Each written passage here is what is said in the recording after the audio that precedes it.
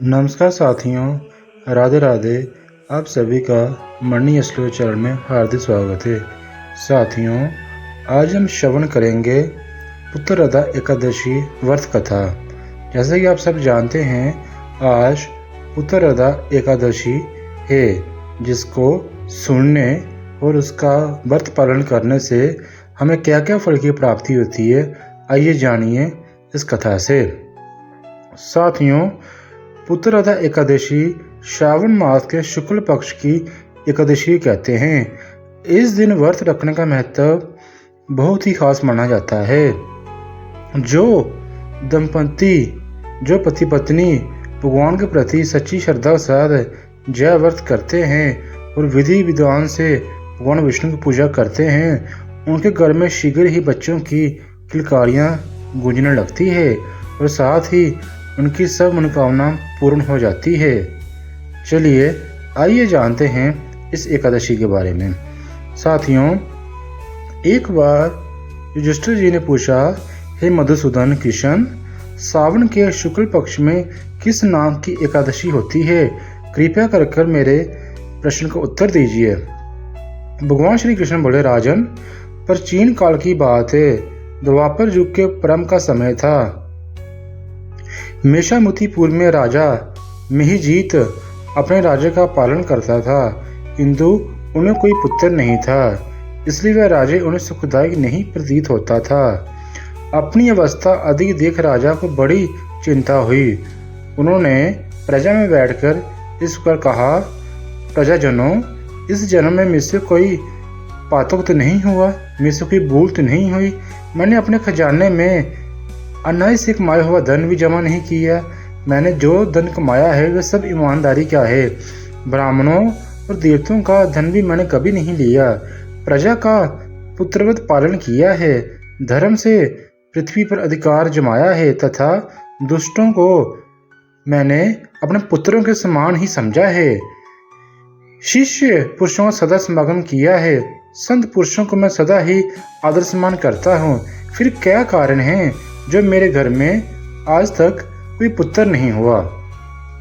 राजा की जब वचन सुनकर प्रजा और पुरोहितों के साथ ब्राह्मणों ने उनके हित का विचार कर गहन वन में प्रवेश किया। राजा का कल्याण चाहने वाले वे सभी लोग इधर उधर घूम के ऋषि सेवक आश्रम की तलाश करने लगे। इतने में ही उन्हें मुनिश्रेष्ठ लोमाश का दर्शन हुआ। लोमाश जी धर्म के ज्ञानी, संपूर्ण शास्त्रों के विशिष्ट विद्वान, दीर्घ आयु और महंत थे। उनका शरीर लोम से भरा हुआ था। वे ब्रह्मा जी के समान तेजस्वी थे। एक एक कल्प बीतने पर उनके शरीर का एक एक लोम विशीघ्र होता पुरकट गिरता था, इसलिए उनका नाम लोमोश हुआ था। वे महामुनि तीनों कालों की बातें जानते थे। उन्हें देखकर सब लोगों को बड़ा हर्ष हुआ। उन्हें निकट आया देख लोमाश जी ने पूछा, तुम सब लोग किस लिए यहाँ आए हो? अपने आगमन का कारण बताओ। तुम लोगों के लिए जो हितकार कार्य होगा उसे मैं अवश्य करूँगा। प्रजाजनों और पुरोहितों ने कहा, हे ऋषि, हे ब्राह्मण, इस समय मिहिजीत नाम वाले जो राजा हैं उनकी पुत्र नहीं हैं। हम लोग उन्हीं की प्रजा हैं, जिनका उन्होंने पुत्र की भांति पालन किया है। उन्हें पुत्रहीन देकर उनके दुख से दुखित हो हम तपस्या करने का दृढ़ निश्चय करके यहाँ आए हैं, क्योंकि वे राजा बड़ा ही धैर्यात्मक है। वे बड़ा पूजा भक्ति करता है और हम सबको पुत्रों को समान रखता है। राजा के भाग्य से इस समय हमें आपका दर्शन मिल गया है। महापुरुषों के दर्शन से ही मनुष्यों के सब कार्य सिद्ध हो जाते हैं। मुनो, हे ऋषि, अब आप हमें उस उपाय का उपदेश दीजिए जिससे राजा को पुत्र की प्राप्ति हो जाए। उनकी बात सुनकर ऋषि लोमश 2 घड़ी तक ध्यान मगन हो गए। तत्पश्चात राजा के प्राचीन जन्म का वृत्तांत जानकर उन्होंने कहा, प्रजाजनों सुनो। राजा मिहिजीत पूरे जन्म में मनुष्य को चूसने वाला धनहीन वैश्य था। जय वैश्य गांव गांव घूमकर व्यापार किया करता था। एक दिन जेठ के शुक्ल पक्ष में दशमी तिथि को जब दोपहर का समय तप रहा था तो वह गांव की सीमा में एक जलांश पहुंचा। पानी से भरी हुई बावली देखकर वैश्य ने वहां जल पीने का विचार किया। इतने में ही वहां बछड़े के साथ एक गौ माता आ पहुंची। वह प्यास से व्याकुल और ताप से पीड़ित थी।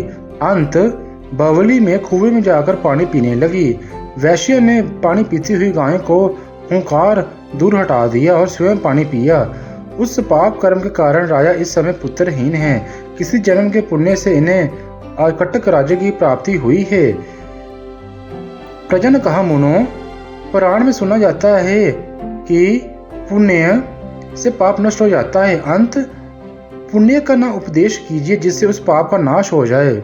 लुमान जी बोले, प्रजाजनों, श्रावण माह के शुक्ल पक्ष में जो एकादशी होती है वह पुत्रेदक नाम से विख्यात है, यानी कि उससे पुत्र एकादशी कहा जाता है। वह मनोविचलित फल प्रदान करती है। तुम सब प्रजा के लोग राजा के हित के लिए पुत्रवध व्रत का पालन करो, यानी कि पुत्र एकादशी रखो जिससे राजा के घर में संतान हो। ऋषि की बात सुनकर सब प्रजा के लोगों ने उस व्रत का नियम पूर्वक पालन किया और कुछ समय के बाद ही राजा की रानी के घर में एक सुंदर और बलवान पुत्र ने जन्म लिया। जैसे ही प्रजा के लोगों को यह बात पता चली कि राजा के घर पुत्र ने जन्म लिया है, उनके खुशी की लहर का कोई ठिकाना ना रहा और वे सब ने उस ऋषि और भगवान विष्णु को नमस्कार किया। साथियों, वेदों पुराणों में कहा गया है, जो कोई इस एकादशी को श्रवण करता है वे सब पापों से मुक्त हो जाता है। और जिन पति पत्नी को संतान करने में दिक्कत हो रहा है या जिनके घर कोई संतान नहीं है, उन दोनों को चाहिए कि वे इस व्रत का नियम पूर्ण विधि विधान से पूजन करें, जिससे उनके घर में भी राजा की तरह संतान हो। और जिन मेरी माताओं बहनों को काफ़ी टाइम हो गया है, यानी कि जिन्होंने आस छोड़ दी है, उनको चाहिए भगवान विष्णु इस व्रत, इस एकादशी का पालन करें। राधे राधे साथियों, धन्यवाद।